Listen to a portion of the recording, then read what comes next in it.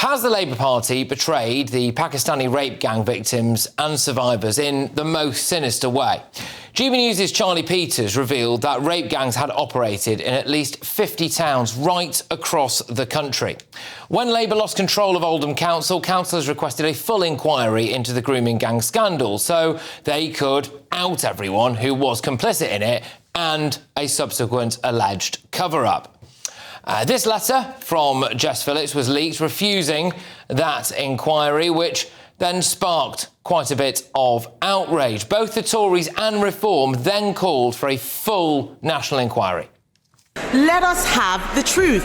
Yeah. He won't listen to the victims who are calling for a national inquiry. What we need and what we're calling for is a rifle shot inquiry, one that looks specifically at to what extent were gangs of Pakistani men raping young white girls.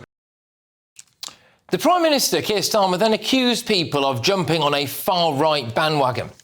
And when politicians, and I mean politicians, who sat in government for many years, are casual about honesty, decency, truth and the rule of law, calling for inquiries because they want to jump on a bandwagon of the far right. Well, the noises didn't go away. And eventually, Labour MPs Sarah Champion in Rotherham, Paul Waugh in Rochdale, Dan Carden of Liverpool Walden, they called for an inquiry, as well as the Mayor of Greater Manchester, Andy Burnham. So in January, Home Secretary Yvette Cooper buckled under the pressure. Effective local inquiries can delve into far more local detail and deliver more locally relevant answers and change than a lengthy nationwide inquiry can provide. So Tom Crowther, KC, chair of the Telford inquiry, has agreed to work with the government to develop a new framework for victim-centred, locally led inquiries where they are needed, and as a first step, to work with Oldham Council and up to 4 other pilot areas. OK, so you heard what she announced there, and that meant that it all went away for a bit. OK, so the press went quiet because it looked like Labour had a sincere plan to try to move this along and get some form of justice. But really what had happened is they'd bought themselves a bit of time. Then in February, so just a month after those 5 local inquiries were called, the barrister they put in charge of setting the framework for those inquiries, Tom Crowther, KC, who you heard mentioned there, revealed that he had to text a government official saying, "Do you still want me?" Which made it look a bit like Labour had never actually intended to have these inquiries. But we were reassured, oh, no, everything's fine, it's all still going ahead. And then today, Jess Phillips, the Safeguarding Minister, did this. We'll set out the process through which local authorities can access the £5 million national fund to support locally led work on grooming gangs. Following feedback from local authorities, the fund will adopt a flexible approach to support both full independent local inquiries and more bespoke work.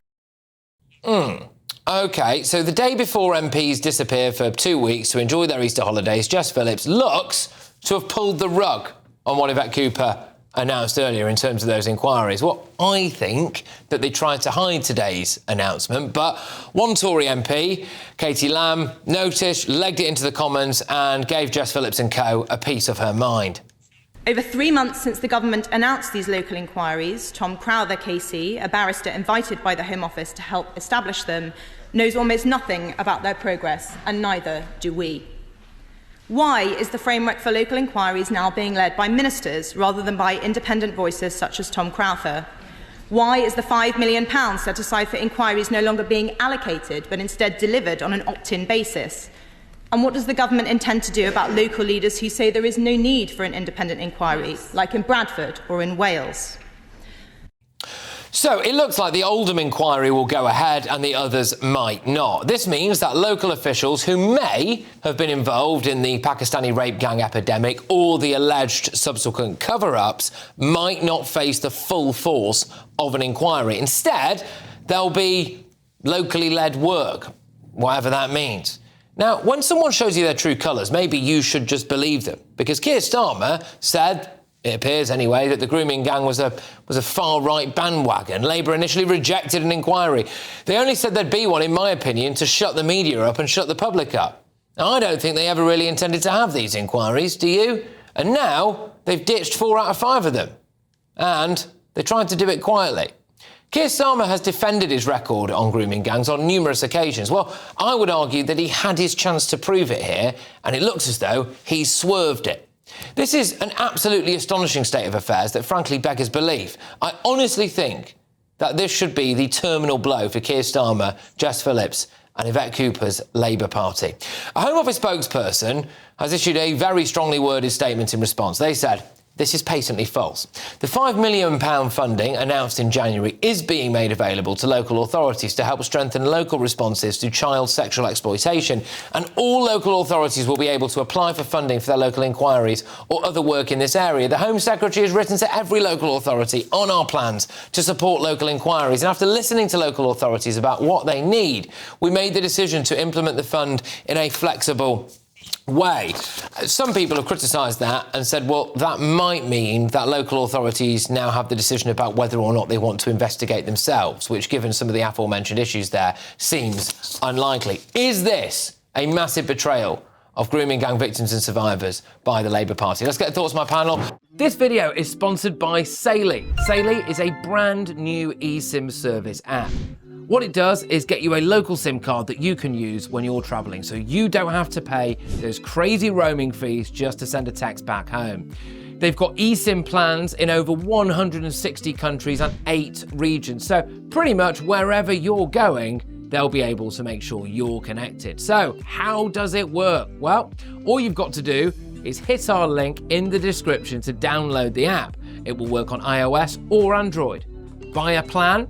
You can choose the best time frame for you, and then just install the eSIM on your phone. When you land at your holiday destination, you can activate your plan instantly. Saily eSIMs only ever have to be installed once, so when you go on your next trip, you just buy a plan for a new country, turn that eSIM back on, and just like that, you could be watching the GBNews YouTube channel. You can be connected anywhere you go, and you don't have to deal with patchy Wi-Fi in your hotels. So get sorted for your next trip by downloading Saily using the link in the description below, and if you use our code NEWS at checkout, you'll get an exclusive 15% discount on us. We've got columnist and broadcaster Esther Krakow. We have political commentator and GB News presenter Alex Armstrong and journalist Jonathan Liss. Alex, I'll come to you first on this. I mean, this, to me, seems like a massive backtrack from Labour that was an attempt at being hidden as well. You know, just hours before they broke up for recess, wanted to try and sneak it through. Yeah, it's an absolute disgrace is what it is, Patrick. This is the most shameful U-turn yet, in my opinion. And I'm just...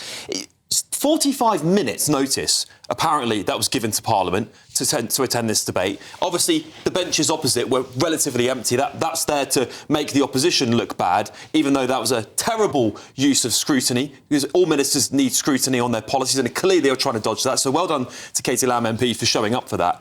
But the reality is even reading that Home Office spokesperson's statement, it's quite clear they're saying they're not doing local inquiries. They're saying local, as you said, locally funded support. That's not the same thing. And quite frankly, the 5 local inquiries weren't good enough in the first place. We needed a national inquiry. Now, that was already turned down. And this is shameless, Patrick. One day before recess, so they know they can't be held accountable. How utterly cowardly. Imagine if this was the Tories. Imagine if this was the Tory party and Labour was able to beat them with this big stick about the fact that they were reluctant to investigate such a serious issue in this country, and they pulled this stunt. But even more, other than the whataboutery, what exactly do they expect people to do with this? Oh, we have a flexible fund, and if councils want to mark their own homework and make their own friends and other co-councillors accountable, they may be able to do that. It's a complete disgrace. These are the same politicians, by the way, that were happy to do all that theatre February last year in Parliament over a vote in Gaza, and yet not a single MP has ever stormed out of Westminster or done any sort of similar theatre or rolled on the floor crying and screaming, wailing for the gods to save them over these underage girls being systemically gang raped and brutalised by these men. That's what's clear. We've just had Parliament devote quite a bit of time to adolescence, haven't we? We've had Keir Starmer do an adolescence round table. Treating it like a documentary. We're going to have adolescence shown in any school that wants to show it. All of this stuff. We need to clamp down on the scourge of misogyny. By the way, we do need to clamp down on misogyny. I'm not trying to minimise that. But what I am saying is here was a tremendous opportunity to do what they said they would do and have at least 5 in-depth inquiries into predominantly Pakistani rape and clamp down on that misogyny. That misogyny doesn't matter, apparently. I mean, Jonathan, how would you respond to that? Well, the first thing to say is that there was a national inquiry already, and the last government that Esther was talking about didn't implement any. There wasn't a national inquiry into grooming gangs. Well, it was included in the framework of that inquiry. It wasn't exclusively about that. It was literally 2 lines.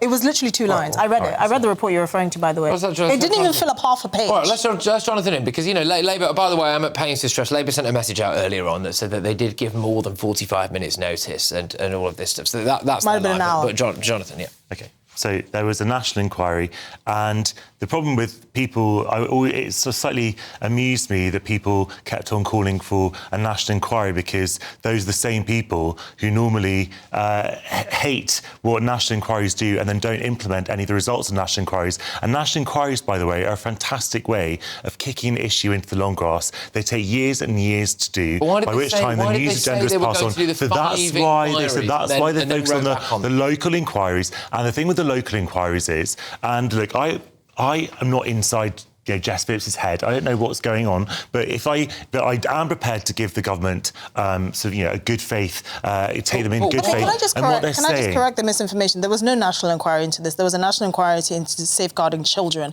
and the excerpt about the rape gangs was half a page. So to insult this country's intelligence by saying actually there was a national inquiry into this, that's not true. Secondly, yes, inquiries do take a long time, and there's usually no teeth behind it. One, they need to expedite this, and two, people that need to be brought to justice, it needs to happen ASAP. That's the difference. There's going to be a massive issue for Labour going forward here, because this absolutely blew up over Christmas and January, and it was not going away. It was getting on front page after front page. We were hammering it here at GBNews. We were desperate to try to get justice, finally, for the tens of thousands of predominantly young, working-class white girls who've been systematically abused on an industrial scale by predominantly Pakistani men. We were desperate to do that. And then Labour, it appears, bought people off by saying, OK, no, look here, finally, this is what we'll do. We'll have these 5 local ones. And then now, just hours before they all disappear for 2 weeks for their Easter holidays, they go, oh, sorry, no, we're not doing that. I just find, how can anyone trust anything they say going forward? No, they're cowards, Patrick. They are cowards. This act should expose them for that. The fact that they've done this the day before recess and they did it right before the end of play of Parliament shows you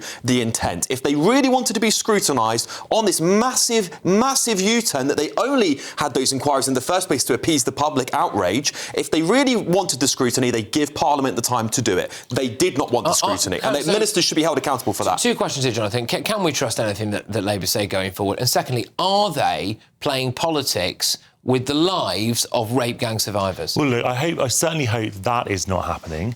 And if we take Jess Phillips at her word, which I'm happy to do in this case, then this money is being made flexible. They're not reducing the funding or taking it away. They're making it sort of more optional. They're reducing the accountability of those politicians to be held to account by the authorities. Let's not deduct that there are people in authority who need to be held accountable, and they are not going to be held accountable. But why is it any different today from what it was yesterday? Because they're getting resources to help the victims, not to hold accountable the authorities that failed them. If it was your family member, if it was your sister, and she had been a grooming gang victim, would you appreciate it if the government told you, actually, the council responsible for safeguarding your sister has the option to not investigate? Would you be OK with that? Esther, that's what we're talking about here. Well, actually... No, but that's the point. Esther, a lot of victims actually didn't want a national inquiry, and they said they already had the inquiries, and it was now up to people... I'm talking about a local inquiry. And they said a lot of people were saying when this debate was happening a couple of months ago that we didn't need any more inquiries. We just needed to implement the decisions. You are wrong on this one. You are absolutely wrong. The public will think you are wrong on this one. I'm not saying there shouldn't be inquiries. I'm literally stating the fact that not all survivors were unanimous in whether we needed more inquiries. But Esther was asking me what I thought if it was on my sister. I'm just pointing out there are victims who didn't want any inquiries. If a young girl was raped, brutally gang raped and abused, I think the least this country could do after systemically failing to protect her, the least they could do was to launch an inquiry and bring those responsible to justice. That's all I think. It's also just about how do you misread the public mood? They must have got the public mood to begin with, Labour, because it was all over the front pages. It was a battering ram. And then eventually several Labour MPs decided to actually call for it, and Andy Burnham, the Mayor of Greater Manchester, called for some form of inquiry anyway. And then eventually Yvette Cooper buckled. So they must have got that. They must have understood the strength of feeling behind it. So they must understand the strength of feeling behind this, and yet they're choosing to do it. And, you know, it does make me wonder, what are they so afraid of? What is it that they're so afraid of? Hold on, what possible incentive could you have to make an inquiry into something, a local inquiry into something so vile and heinous, optional? Why would it even cross your mind to say, actually, let's have the option to not do it? What kind of sick individual does that? I wonder if it's about compensation, you know. I wonder if it's about the possibility that if people end up going through a massive inquiry, that they are, like has happened in numerous other different inquiries, by the way, ultimately going to be awarded some form of compensation, and they feel as though that the sheer level of compensation they would have to pay potentially would bankrupt everyone. I think you're right. I think you're right, but I think they're worried about that. Plus, because let's face it, it's come out of government pocket and there's no money left in government, as we know, the headroom's gone. But also, where are the councils this is happening in? What political leniencies are in those councils? And I can guarantee you this would be a wipeout for that political party. I don't have to mention that party's name because everyone who's watching knows where this is going on. And that party, unfortunately, would suffer severe consequences by the next election when these reports start coming out about what has been going on there. And I tell you now, that would be extremely damaging. How do you genuinely feel about it, Jonathan? In your heart of hearts, I'm not lying to you about how I feel about it, Patrick. No, I'm asking you genuinely. If it was you there who was Prime Minister, or you were Jess Phillips or whatever, do you think you would have just gone ahead with what Yvette Cooper had said? Look, I think we have to also just zoom out a bit and point out that this was not a political issue at the last election. Not to say that it's not serious, but this idea that somehow beastly Labour is sort of conspiring against the will of the British people, where the Conservatives had nothing to say about this, the last election, and Reform, they did mention it in their manifesto fine, but they were not calling for a national inquiry or separate local inquiries either. This is an issue that has developed in the last couple of months. All parties are responding to it. It's also not based on any kind of new information. It's based on a historic crime. What's happened is that the Prime Minister has moved on. He's seen adolescence. He's gone, right, that's how we're going to tackle misogyny. That's how we're going to solve the rape gangs. We're going to play that like a documentary in kids' schools, and we're going to demonise white working class lads over communities that are perpetrating terrible, terrible crimes in this country. This is not a racial issue. Well, unfortunately, it is. It is. As Katie Lamb said today, they are predominantly Pakistani rape gangs, and we cannot escape the truth of that. We have to face up to the reality, because if we keep on hiding from it, we are going to perpetuate the same thing. I tell you, we should have an inquiry about the epidemic of sexual violence that happens in this country all the time, and that it's not a racial issue. And you know there are. But this is an isolated issue that has been replicated up and down the country. Why? Look, I'm not. It needs to be addressed for us to move forward as a country. I'm not downplaying this crime at all. But there is a vastly skewed emphasis on this particular aspect of child sexual violence compared to all the other crimes. Because it's so heinous, and because it would never happen in any other country. You would never hear the kinds of defences that you're hearing from you if these were Pakistani girls in Lahore who were being systemically raped by white British men from South Shields. That's the reason why. I'm not because defending the world anything. No, but the thing is, if this was somewhere else, everything that you're saying right now, that would even be a conversation anywhere else. Literally, not a single person will stand up and say, "But what about this atrocity? And what about that?" Like, no. I'm not using whataboutism either. I'm not saying it's not serious. The reason why this is such a big deal. The reason why this is such a big deal is because we believe, many people believe, and there's been evidence to support that authorities who are elected people who we pay council our taxes to, who are involved in a cover-up at the highest degree. How can people trust the government? How can people trust to have wider inquiries into sexual abuse if they can't trust the people who are elected to do it? Well, how could you even trust the government appointing a KC to go through that? You don't trust the government. Come on, I mean, you have to have some level of trust somewhere. An independent person away from councils would be a start. All right, look, I am at pains to stress again that Labour are adamant that this is not a betrayal, this is not a complete, total rowback on it. They are saying that hopefully that the girls can still get justice and all of that. I mean, we've obviously... Yeah, they just have to go to France and come across back on a boat. We've had a robust discussion about it here, so people can make their own minds up about all of that.